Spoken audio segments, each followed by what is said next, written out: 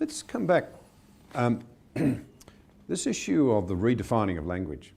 It seems to me that there are two things that people who want to reshape society in brutal ways do. The first is they start to silence good debate, either silence it or shut it down or whatever. Second thing they do is they redefine language so it's very hard to have a debate. So diversity, actually, I mean, there's no other way to put it. In this country, it's rapidly coming to mean a stifling conformity. You dare not deviate from the line. And you see it with a whole lot of other words that are bandied around, equality being one of them. Yeah. Because it's confused. Equality of opportunity is confused with equality of outcome. Well, the initial wedge was equality of opportunity, and then that flew, and so, well, no, it's equality of outcome. That's equity. And that's, I cannot believe how rapidly that idea, which is the ultimate in terrible ideas, I can't believe how rapidly that spread and how little people criticize it. Well, that's because to uninformed analysis, it sounds good if you're feeling carelessly compassionate. Because you go back to the Ukrainian example, in destroying the leading edge farmers, you actually guaranteed misery for everyone.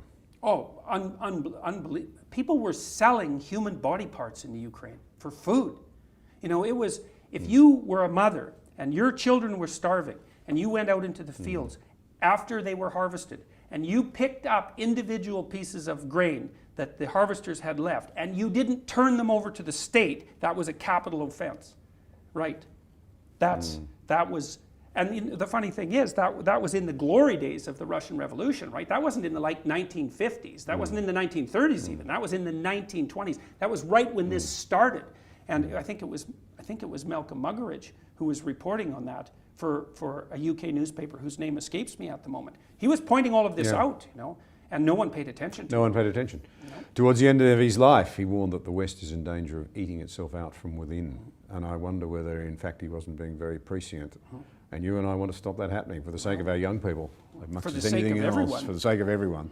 We went down that pathway already. Like, we don't need to do it again. We've tried it.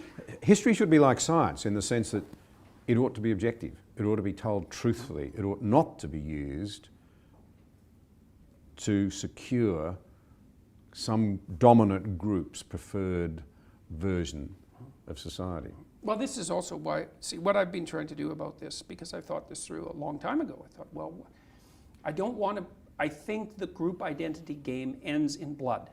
It doesn't matter who plays it. Left-wingers play it, blood. Right-wingers play it, blood. And lots of it, not just a little bit. You can't play the identity politics game. Well, so what do you do instead?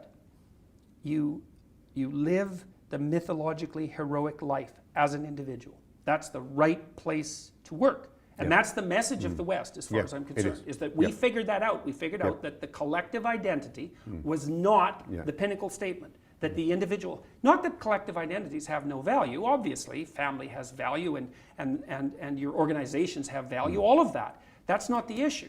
The issue is what's the paramount value? What's the metric by which people should be measured? And the answer is they should be measured as individuals, as if they have a divine soul. They should be measured in that manner. But it can't be a selfish thing. That is to say, if I recognise I have worth and dignity, I'm obliged to recognise that so do you. I think you can't recognize that you have intrinsic worth and dignity without also recognizing it in others. And vice versa. I don't think that I can recognize the worth of another person without stumbling onto the idea that I also have to recognize that for myself.